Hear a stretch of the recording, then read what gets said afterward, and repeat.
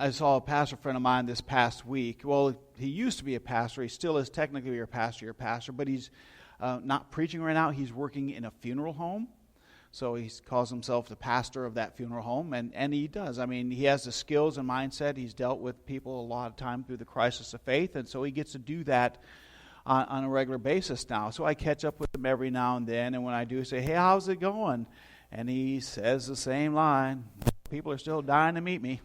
You know, I guess at a funeral home you can say that. And I don't want to make light of death, I don't, but you... in that situation, when you deal with it on a regular basis, sometimes you have to find some humor in things. We have to deal with death.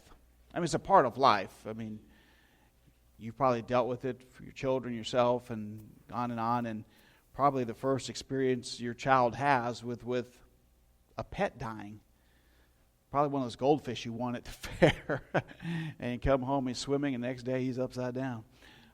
You have to explain the process of death, and we've had to do that with our children, with goldfish and other things. And I remember one time, Ariel had a favorite cat, and it tried to cross 41 by itself, and it was unsuccessful. Well, the problem was she was real young, she was sleeping, and you didn't wake that child from a nap no matter what. And so we ended up having a funeral where we buried the cat. And she woke up, and she was a little bit upset that the cat was gone and dead, and she was still kind of crying, and we had to go somewhere that night, so we had a babysitter come over and take care of them. And she just was inconsolable for a little bit, and the babysitter tried her very best to help Ariel. She found out her cat died. She said, oh, I'm sorry, but it's okay. You'll see your kitty again in heaven. And Ariel was like, no, I won't. He was mean. No. It was a mean cat, too. So how do you deal with death? I mean, from a child's perspective to an adult, when it becomes part of life and you lose someone close to you, and it's a difficult experience. And it's one of the most difficult experience you can have is death of a loved one. And if it's a child that dies, that's a whole nother level. And I've done funerals for old people. I've done funerals for children.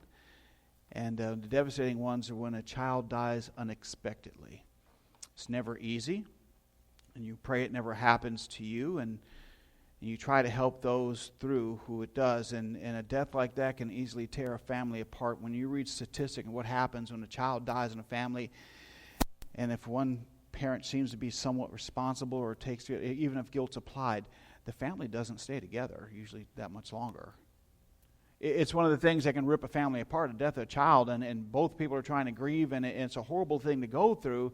And if you're not really tightly connected, even if you are, sometimes families don't survive something like that. It's a sad thing. Now, when your child is sick and there's hope for your child, that's, you have reason to hope. But then when death is certain, it's quite another thing. There's a whole nother level of despair and hopelessness. This is where we're going to find our person in the Bible today, Jairus. You can call him Jairus, you can call him Jairus. Depends on what part of Israel you're from. But this is him. He has a very sick daughter. It's his only daughter. He only has one child. Very sick, and he actually risks everything to try to get help for her. You find out that he's the leader of a synagogue. Now, there's multiple synagogues in Jerusalem, and you say, what is a synagogue anyway? Well, a synagogue is a place of worship. You would sing hymns. You would have scriptures read. They would have different scrolls there and rotate them out through the synagogues. They would provide a place of worship, but they didn't do any sacrifices. That's reserved only for the temple. But it'd be a place that you can connect with God. I mean, if you lived in the up northern part of Israel and the temple's in the south, you wouldn't want to go south all the time. You want to make a day's journey to go worship when you can go 10 minutes away from your house. And synagogues were satellite worship centers. So that's really what it was. And he was the ruler of a synagogue there. Here's the problem. Remember what the Pharisee said? Anyone that publicly declared Jesus as the Messiah would be kicked out of the synagogue. What if you're a ruler of the synagogue and you declare Jesus the Messiah?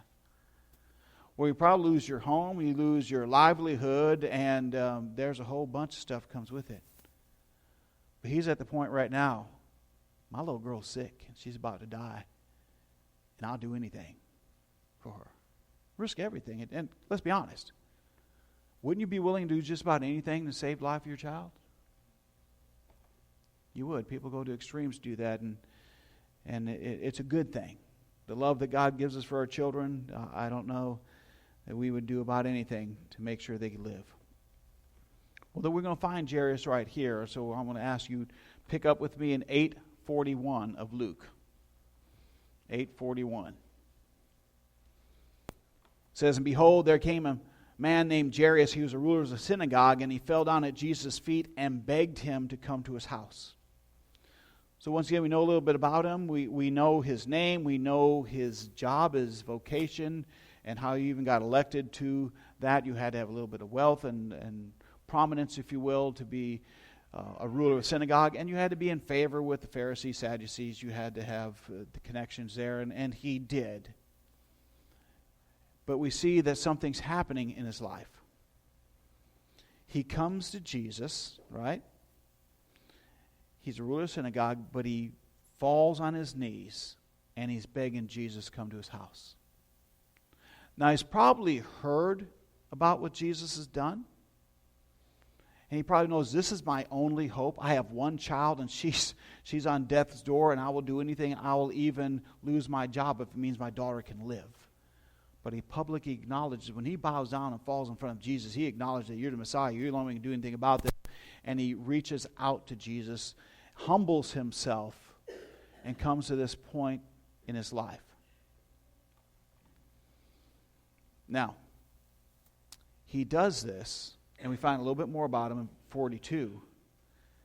He had an only daughter, about 12 years of age. She was dying. But as he went, the multitudes thronged around him.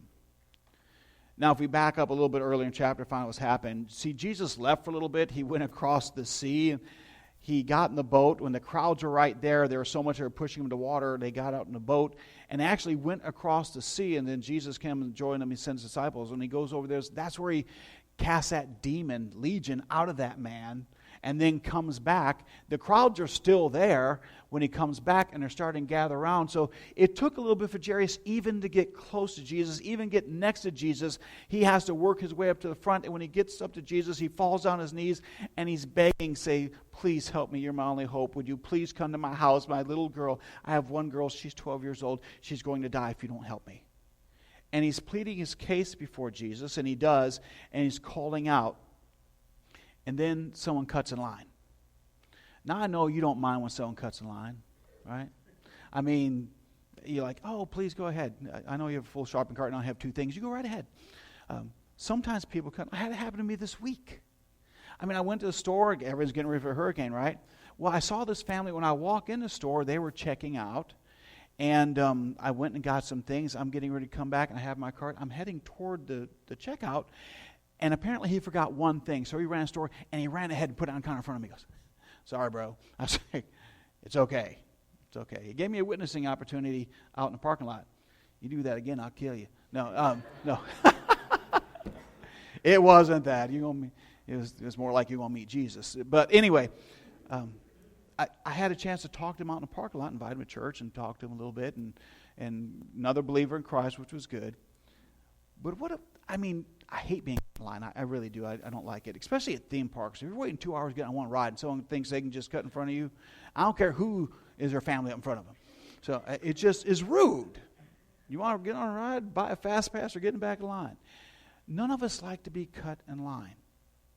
Now, what if you're a hospital and your child is really, really sick and they take someone else that just came instead of your child? Not so funny, is it? This is what happened to Jairus. I mean, he's there. He finally gets Jesus' attention. He falls on his knees. He's calling out to Jesus, "Please come to my house and help my daughter. She's dying." And then this lady reaches out and touches Jesus' garment. Now, she's not trying to cut in line. She got her own problems. And she thought, and we're not going to go into it, but she reaches out and touches his garment, and Jesus knows that power left him. And Jairus is now not the object of his attention anymore. He turns around and goes, "Who did that?" And he's looking around, and people are saying, "Lord, are you serious? Who touched you? You have all these crowds of people crowding in on you. I I don't know who didn't touch you. Not who did touch you. And that's where it is. And by the time that exchange happens, we go down a couple of verses later, verse 49, by the time Jesus turns around and deals with that distraction, or that someone comes in line, Jairus gets some news he didn't want to hear.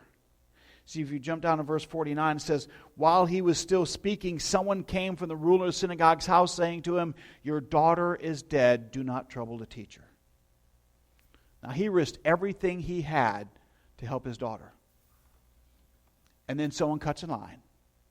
And we don't know how long that took place, but Jesus turns back around, and why that happens, the news from home comes, says, listen, Jairus, your daughter's gone. Don't bother him anymore. Get up off your knees, man. You got a funeral to plan. That'd be tough. You think you would just be a little bit aggravated, maybe a little bit upset that someone cut in line, and I don't know if he would have made it to the house in time or not. We don't know, but you already feel violated, and then you find out that your daughter's dead. Your only child is not living anymore. That's what he hears, and I can't imagine the emotions that are going through his mind when he hears that, because sometimes you hear something and it doesn't register, and you're in a state of shock for a couple seconds until you hear it again, and then you still don't know how to react to the news you didn't want to hear. It's a crazy situation to be in, your emotions and your mind processing information, and it happens. He's trying to process what's going on, what's happening. Jesus speaks to him. When Jesus heard this, he answered him saying, do not be afraid. Only believe and she'll be made well. Now, here's where he's at the crossroad of his faith. Your daughter is dead. Believe and she'll be well. Those two things don't line up. Now, they're close. You know why? Because every time I go to the card section of the store, guess what? There's get well cards and there's sympathy cards. They're right next to each other. But here's what you don't want to do. You don't want to get well card and send it to family who just lost somebody.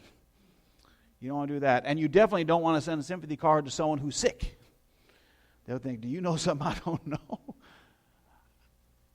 I mean, they're being sick and being dead is two different things.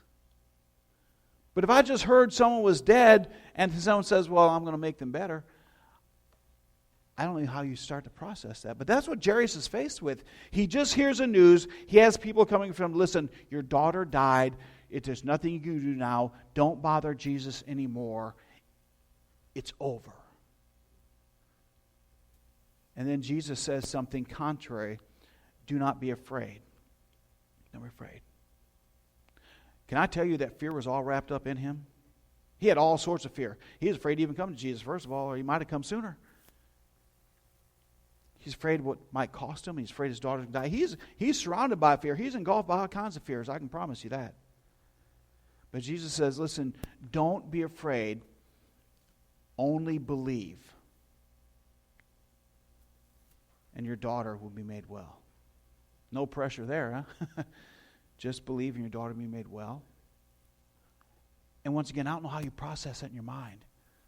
That someone's dead and Jesus says, I'm going to make them better. Well, that's where he's at. That's what he has to wrestle with. And I tell you, we can find ourselves there sometimes. When the world tells you this, it's over, don't worry about it, it's dead. I don't care if it's your relationship, I don't care if it's your family, I don't care if it's a loved one. They can tell you all this, your career, it's dead, just forget about it. The world will tell you that it's over, just give up, it's done. But if Jesus says, I can make it better, who are you going to listen to? Who are you going to listen to? Are you going to listen to what the world's telling you? It's hopeless, don't worry about it, you don't have a chance, just give up? Or are you going to listen to what Jesus says? With God, all things are possible. Who are you going to listen to? I mean, you probably come in relation to this more times than you think. And can I tell you, it's real easy to listen to the world. It's real easy to give up. It's not easy to believe in spite of your circumstances. It's not. It's easy to lay down and give up. It's easy. Anyone can do it.